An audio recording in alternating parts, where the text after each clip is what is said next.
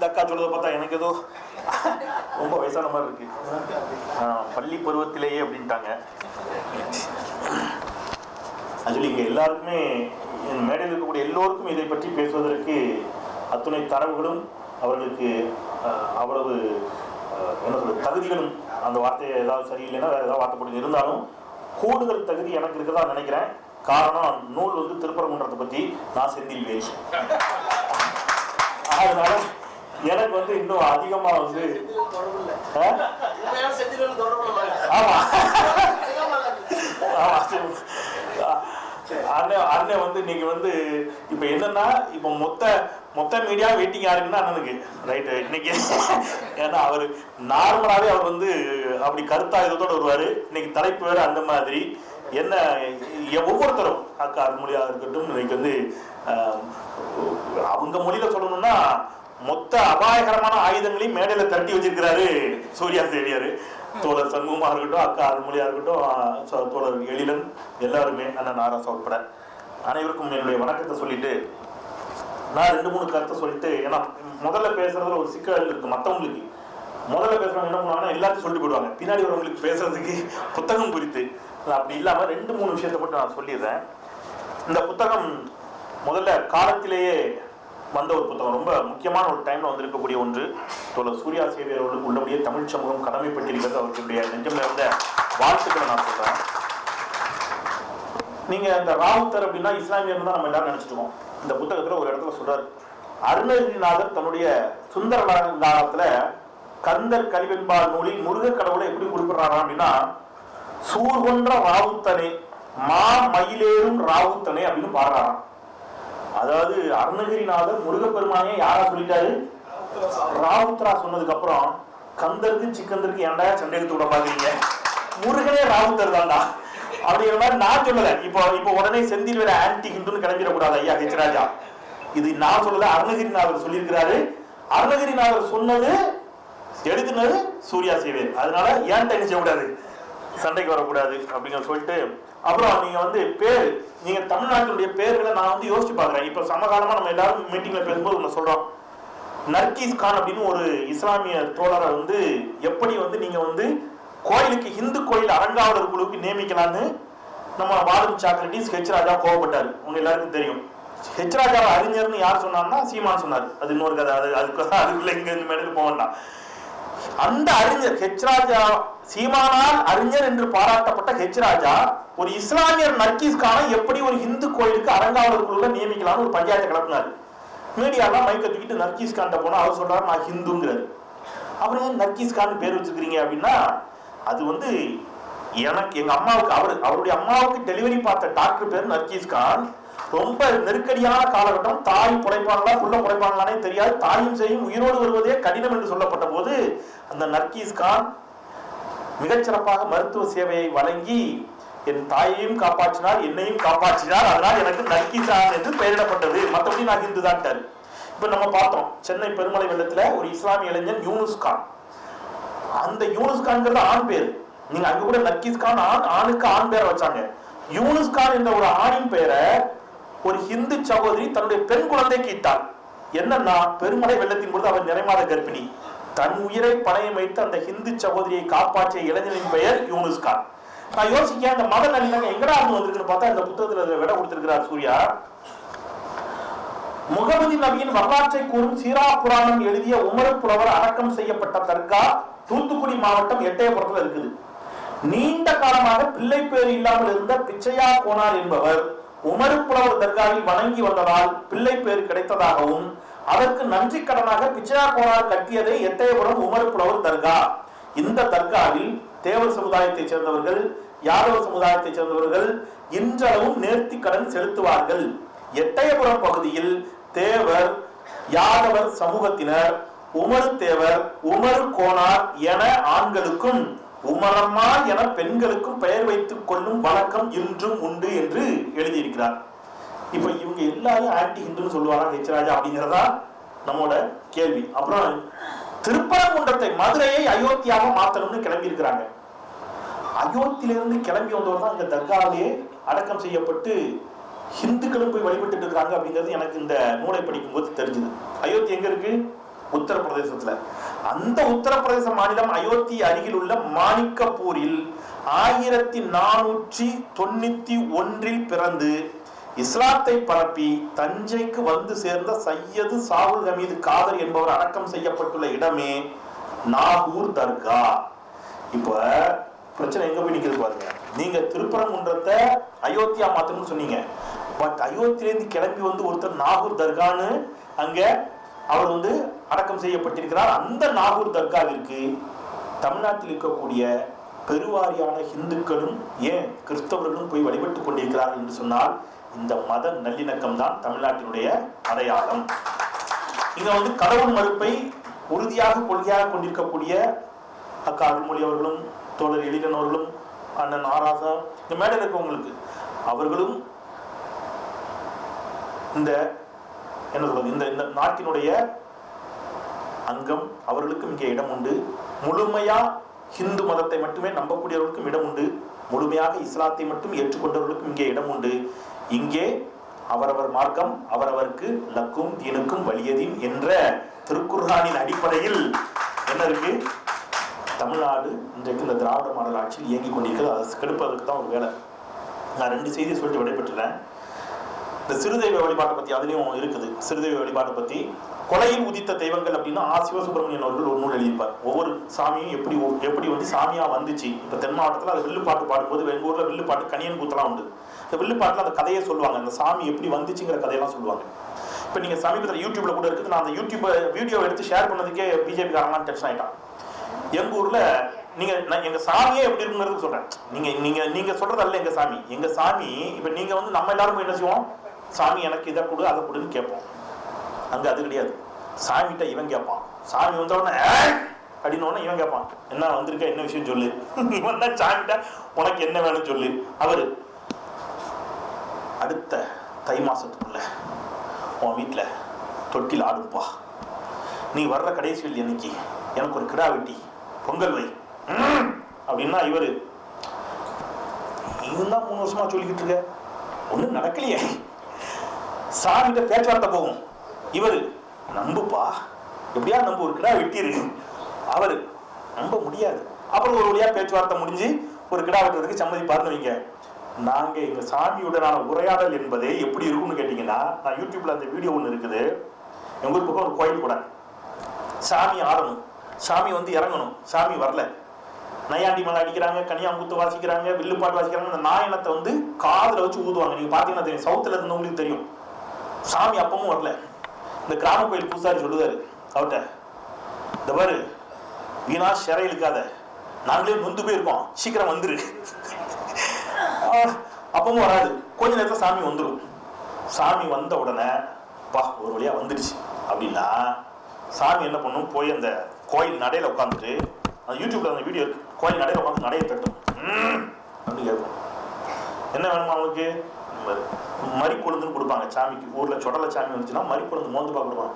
கொழுந்து கொடு அப்படிம்பாரு. கொழுந்து கொடுத்தோன்னா சாமி வேணாட்டும், ரிஜெக்டட், தூக்கிட்டு போக. பூசாரி கண்டுபிடிச்சிருவாரு சாமி என்ன கேட்கணும். அவன் என்ன கேட்கான்னு எனக்கு தெரியும். இந்த வார்த்தை அப்படியே இருக்கு. அவன் என்ன கேட்கான்னு எனக்கு தெரியும். அதை இப்போ கொடுக்க முடியாது. என்ன வேணுமா அவனுக்கு? அவன் சாராயமும் கிடாவும் கேட்கான், அவனுக்கு கொடுக்க முடியாது. கொடை கொடுக்குறவர் வந்துடுவார். அந்த கோயில் கொடை கொடுக்குறவர் அவர் தான். அவருக்கு ஒரு பிரச்சனை, அவருடைய லாரி எல்லாம் வந்து சீஸ் பண்ணியிருப்பாங்க, அதை விடுவிக்கணும்னு அவர் சாமிகிட்ட வேண்டி கொடை கொடுக்குறாரு. அவர் வந்து நிற்பார். என்ன கேட்கான், என்னவா அவனுக்கு அப்படிம்பார். கொடை கொடுக்குறாரு. அவன் சாராயமும் கிடாவும் கேட்கான், அதை கொடுக்க முடியாது. பக்கத்தில் அம்மன் வந்து சைவ படைப்பு. அங்கே பக்கத்தில் அம்மன் இருக்க, எப்படி கொடுக்கறது?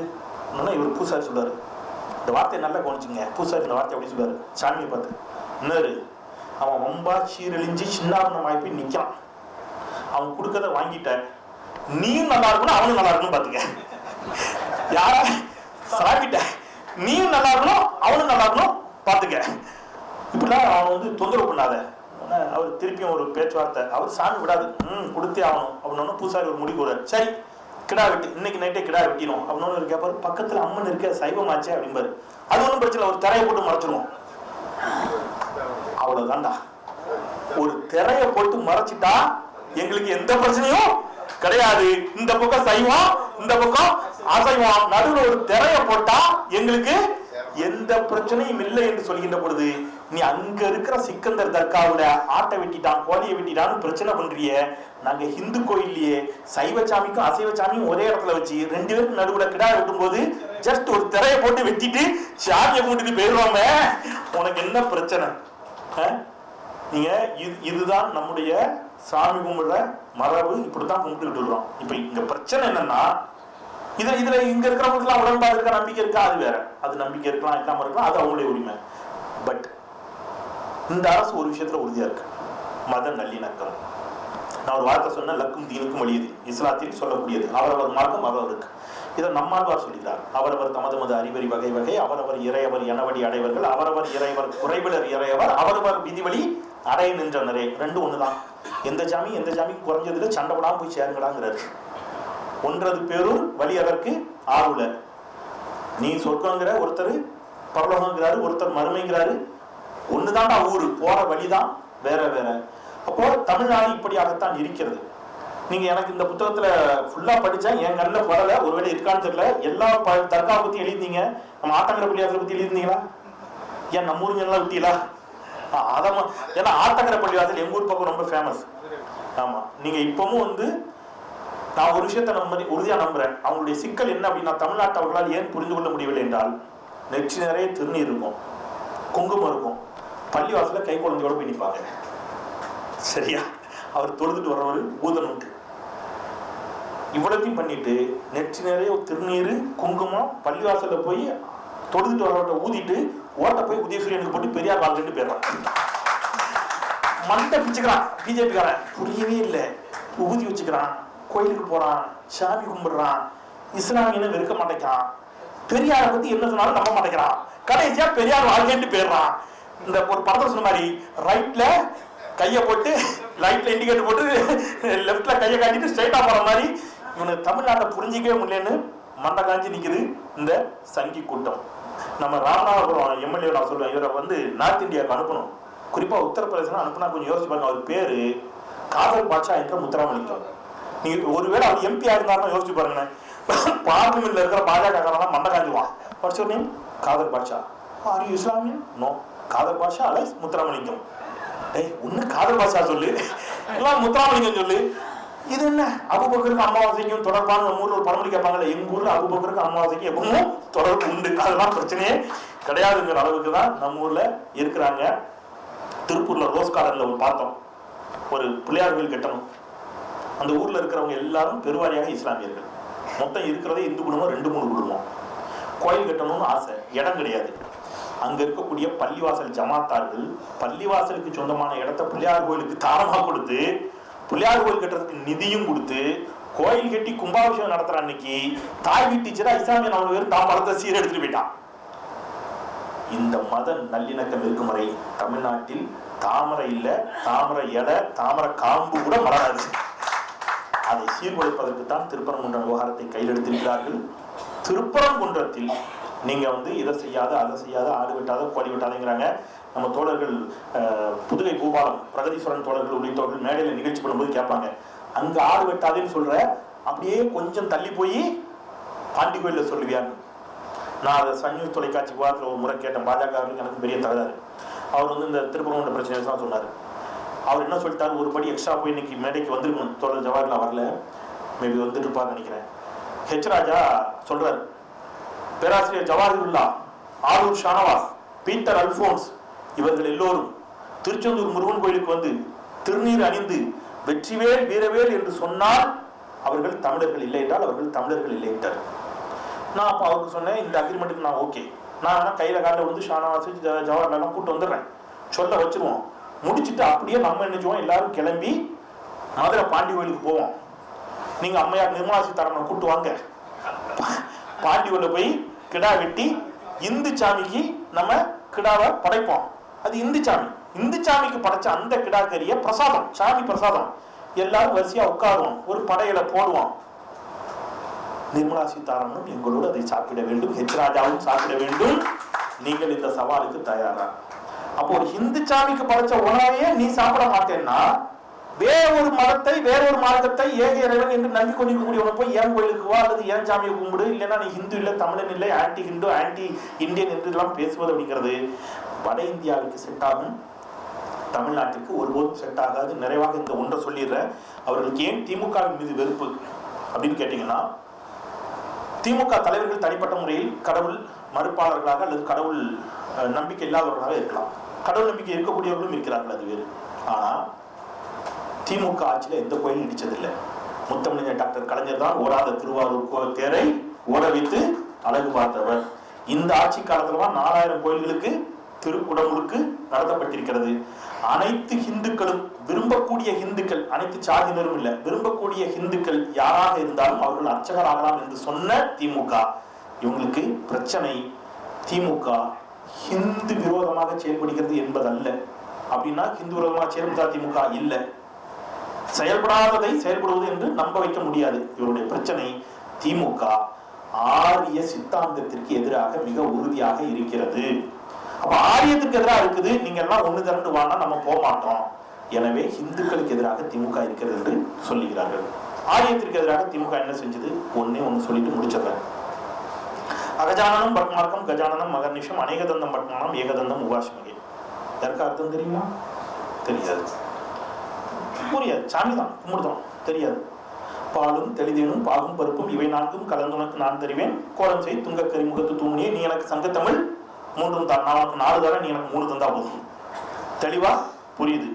திமுக இதைத்தான் சொல்லுது, தமிழில் வழிபாடு. தமிழில் வழிபாடு என்று திமுக சொல்லுகிறது, அவர்கள் சமஸ்கிருதத்தில் வழிபாடு என்று சொல்கிறார்கள். பார்ப்பனர்கள் மட்டும்தான் அர்ச்சகராக இருக்க வேண்டும் என்று ஆரியம் சொல்லுகிறது. அனைத்து சாதியை சேர்ந்தவர்களும் முறையாக பயிற்சி பெற்றால் அர்ச்சகராகலாம் என்று திமுக சொல்லுகிறது. கோவில் கட்டுவதற்கு திமுக எதிர்ப்பல்ல, பள்ளிவாசலை இடிச்சுட்டு கோயில் கட்டணும்னா திமுக அதற்கு உடன்படாது. இதை புரியாமல் முதலமைச்சர் எவ்வளவு துணிச்சலோடு சொன்னார் பாருங்க. வேற எந்த ஸ்டேட்ல இப்படி ஒரு நம்மளுடைய முதலமைச்சர் உள்ளபடியே பாராட்டணும். ஒரு வார்த்தை சொன்னார், மதுரையில போய் தவறான நீதியை கொடுத்தான் என்பதற்காக மதுரையை எரித்த கண்ணகி வாழ்ந்த இந்த ஊர், நீதி வழங்குபவர்களே தவறாக நீதி வழங்கினாலும் நாங்கள் அதை விட மாட்டோம், அனுமதிக்க மாட்டோம் என்று சொல்லக்கூடிய ஒரு துணிச்சல் உள்ள ஒரு முதலமைச்சர் தமிழ்நாட்டிற்கு இருக்கிறார். we will face the consequences என்று அன்றைக்கு காவல்துறை அதிகாரி சிஐஎஸ்எஃப் வீரர்களை அழைத்து சென்ற போது சொன்னார் அல்லவா, அது நம்முடைய முதலமைச்சர் கொடுத்த துணிச்சல். எனவே அந்த முதலமைச்சர் இருக்கின்ற வரை, இந்த திராவிட சித்தாந்தம் இருக்கும் வரை, பெரியார் என்னும் பெரும் கோட்டை இந்த தமிழ்நாட்டை காத்து நிற்கும் வரை சங்கிகளின் கனவு ஒருபோதும் பலிக்காது என்பதை சொல்லி, எல்லாரும் சேர்ந்து சங்கிகளின் கனவுல இன்னும் கொஞ்சம் இந்த வர்ற தேர்தலில் மண்ணள்ளி போட்டு அவங்க கனவுல 200 தொகுதிகளுக்கு மேல் இந்த கூட்டணியை வெற்றி பெற செய்வோம் என்பதையே இந்த புத்தக அறிமுக விழாவில் ஒரு உறுதிமொழியாக நாம் எடுத்துச் சொல்லுவோம் என்று சொல்லி அனைவருக்கும் நன்றி பாராட்டி, நல்ல வாய்ப்பிற்கு தோழர் சூர்யா சேவியர் அவர்களுக்கு நன்றி சொல்லி விடைபெறுகிறேன். நன்றி, வணக்கம்.